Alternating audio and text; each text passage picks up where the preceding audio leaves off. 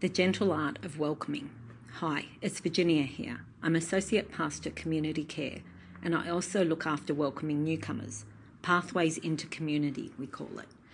I'd like to talk with you about what welcoming newcomers into our church looks like, and then give some thoughts on the practicalities of integrating these new people into our church community. As I speak now in September 2023, it's nearing the end of our second full year of no lockdowns at all. We're praising God to be in this season. So you'd think we're still that shiny new church on the corner, and there's heaps of people wanting community now more than ever, and that means we'd be growing, right? Well, lots of newcomers are coming through our doors. In the last 16 months, we've had about 840 people visit, not including Easter and Christmas. Now, some of those 840 visitors were actually extended family or friends of our church community, but that's not always known when people arrive. So it'd be fair to say that approximately 1 in 15 newcomers have stayed and are committed, more or less, to NorthernLife. That's about 56 who've stayed around and come pretty regularly. About a quarter of those people have joined Life Hubs and are committed to serving the Lord in this church. In other words, they're well integrated into church life here. You'd have to agree with me, though, that those numbers, just 1 in 15 staying, those numbers paint a pretty discouraging picture. Now, we can argue that churches all over the world are experiencing something similar, or because of where we are on this corner and being so visible, well, everyone wants to take a look. Maybe there's truth in both of those ideas, but we just don't know. So what we do know is, yes, they are coming through the door, but it takes a lot of welcoming and warmth before someone stays, and more again for them to become truly integrated into the life of the church. And that raises lots of questions. Are we working hard enough to get people to stay? What are we doing wrong? Do we need more people on the door of a Sunday? More social events to connect newcomers? What's the answer? Well, I'd venture to say it's not about us. We do need to have good processes in place to welcome people, and we could tighten up our processes for sure. But we all know this is a spiritual exchange more than anything, and if we're playing our part, the rest is in God's hands. So while it's important to warmly welcome and listen to and connect with newcomers and connect them with others, we don't have to feel an urgency to sell NorthernLife. Going over the top to persuade someone to stay for a cuppa or sign up for the next lunch or to complete a Connect card on their first visit. Well, if you're hearing from the Lord that that's what's needed, then fair enough. But often it's our sense of urgency that is driving us. We are keen to sell them NorthernLife, and all for good reason. We believe in this place of the Lord's that we're creating and part of, and we want others to experience it as well. But when we have some data, I'd like to use that in a way that informs our actions and helps us to stop and think about our strategies. If 15 people are walking through the door and only 1 of them is staying, then that's lots of energy used to sell NorthernLife. And if it's a couple or a family staying, then multiply the 15 by the number staying, and it's 30 or 45 or 60 who are walking through the door before a couple or a family stays. That's a lot of welcoming. One of our team commented recently about newcomers, it's a bit like a leaking bucket. People don't commit and many come and go or are irregular.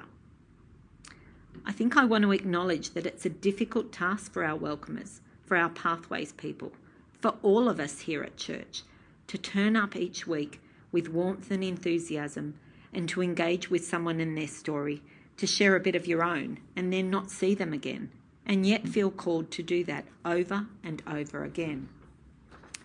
So both discernment and this data need to drive our response. As a staff, we've explored and interrogated the data and tried to tease out what the Lord is saying here. And what we come to is that it's unsustainable and exhausting and disheartening to keep doing the backflips for every new person who walks in. Selling NorthernLife better isn't the answer. We believe we're called to be warm and friendly, but also to differentiate, and most importantly, to listen to what the Lord needs of us. It's a tension, if you like, between loving our neighbours like the Good Samaritan and the command Jesus gives his disciples as he sent them out, to leave those who don't listen shaking the dust figuratively off from our feet. So let's explore those 3 ideas a little more. 1. Warm and friendly. The warm and friendly is worth digging into a little. We repeatedly have feedback to say we're not over-effusive, but warm in right measure. But someone who's relatively new said recently they felt that warmth the first few visits, and then after that, not so much. And that's an awkward time, isn't it? The new person has met a few people, but is yet to join a life hub, and connections are few and not very deep yet. Or the few people they know aren't there that day, or in other conversations. I think there's room for improvement here. Are we seeing these people and walking on by? Could we stop and have a word, introduce ourselves? Who else can we connect them to? It's so important to watch out for people. So let's have eyes to see. We can all routinely turn from our conversations and take a look around the foyer and follow up as we can.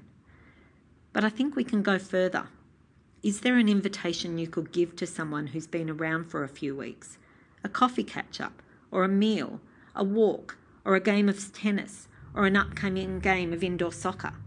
These are our sup hubs and shed hubs respectively, both intended to connect a new person just that little bit more personally to a few more people that they feel they are getting to know. If we can use that gift of hospitality well, we will find that those who are wanting to stay will find it that much easier because they have a growing connection with a growing number of people. And I think this may be a missing layer. Some of us do it well, but many of us need to be more intentional. Sup hubs and shed hubs are a bridge between big Sundays and life hubs. An invitation to sup together or an invitation to a shed or shared interest is a low-intensity invitation. It's a short-term commitment, but a great chance to get to know more people and their short stories. Life hubs get into long story territory and are much higher in intensity. They're a long-term commitment where sharing is often deeper and very personal. So we generally wait a little bit to get people into a life hub.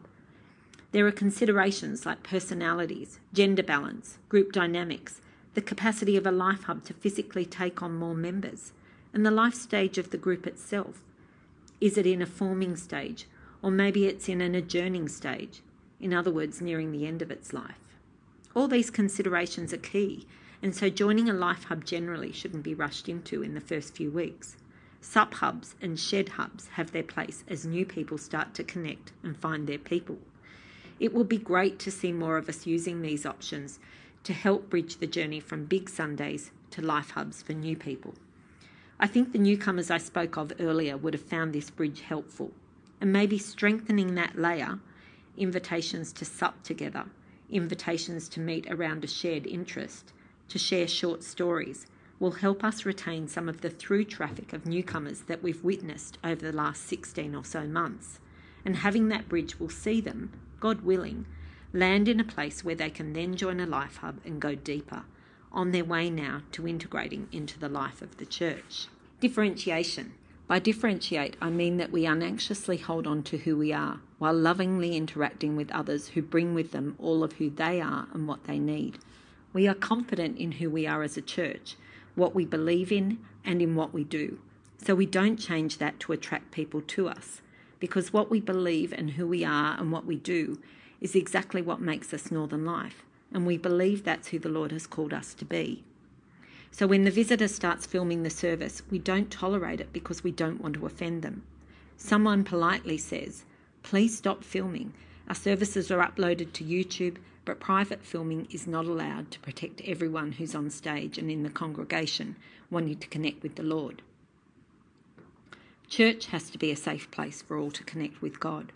When a newcomer wants to talk non-stop at you for 45 minutes, have a tour of the building and then move on to the next person available to talk. It's okay to learn from that and next time say to the same person or the next person like that, "You've shared a lot of your story. We're actually finishing up now. We can do a tour of the building at our newcomers' afternoon tea in a few weeks' time. Thank you." And see them to the door and prevent the same thing happening to another person.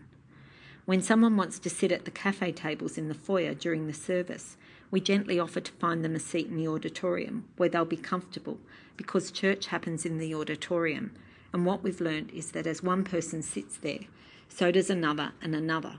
Then there's conversation and the service is disrupted, and we believe the service is something we all participate in, not something we watch. When the newcomer wants a name tag or to get our email the first week or so they come, we ask them to fill out the Connect card, which is processed after they've attended a few weeks, because we know from experience that we have people who say they're in after a week or two, but who actually don't come back. We say warmly but firmly, our process is to fill out a Connect card with all the details asked in week 3 or so, as really it's an exchange of information. We get some of yours and you get some of ours. It's about trust, and that takes a little time. All this might sound harsh, but differentiating is maybe well summed up by the winter discussion over whether to have the double front doors open to easily welcome people or closed. The differentiated and healthy response is that we have a responsibility to all our people to provide a safe environment. Many of our people are suffering from significant health issues, some known and many private. To have those doors open in the cold winter temperatures is to put the health of all these people at risk for the sake of a few who may need to see the doors open as a sign we're welcoming. Having our welcomers planted at the doors and ready to open them for anyone, new or existing, is an easy and effective answer to this quandary. An unanxious, differentiated presence is the key, not changing what we do because we do things for the safety and good of all. Absorbing or tolerating poor choices or behaviour isn't loving. It's okay to say that something is not appropriate or doable or okay when you know it's not appropriate or doable or okay. We are who we are and we do what we do with confidence, not doing metaphorical backflips to entice someone to stay. And that's far less exhausting and more sustainable than trying to be all things to all people. 3. Discernment. The discernment piece is the most important piece in the welcome puzzle. God calls us to do our bit, to be warm and friendly, to be an unanxious presence, confident in who we are as his people in this church. But it's the Holy Spirit who is at work among us. Ultimately, we know that we can do nothing except through him. So while the call to differentiate and be warm and friendly is there, the defining element is the Lord. It is his Holy Spirit moving over his people in his church, urging and blessing the connections that he is overseeing, and we must be alert to him. If we sense him urging us to press in, then we should. We should press in, take the time to listen and talk, and maybe issue an invitation on the spot. No one's saying you shouldn't do that, but do it because you sense the Lord is behind it, not because you're really desperate to sell NorthernLife. Who is he calling us to? Listening for and expecting to partner with him, and listening carefully for the heartbeats of the new person's story, what's important to them, will help us in this discernment. To go slowly or press in, or maybe it's a call for a brief conversation and moving on, or maybe he's urging us to connect the new person to someone else we know with the same interests, background, or experience. Or maybe he's giving us a sense that it's a person of concern, a threat to our people, his church. All of these situations have happened in our church, so it's important not to dismiss the idea that someone could be a concern. So as we join for worship each Sunday, ready as the Lord's people to welcome newcomers, let's look to the Holy Spirit, knowing he goes ahead of us all, but being ready to partner with him, to listen to him, to obey him in order to do the Lord's work. Will it make a difference to our numbers? I don't know, but intentionality and obedience are pleasing to the Lord. Let's seek him, listen to him and obey him, and leave what he says to leave and pick up what he says to pick up. So in finishing, let's remember that the Lord has given us work to do here in the church on the hill that's been serving Jesus since 1903. As new people continue to stream in, let's welcome them and love them unanxiously, believing it's God who's at work in people's hearts, and we are privileged to work with him. Some will look and leave as we shake the dust from our feet. Others will stay and become an important part of our story. Some of us will remember welcoming them on their first visit. How precious. Either way, it's a relief to know as we discharge our responsibilities that this is the Lord's work we are doing and he is in charge.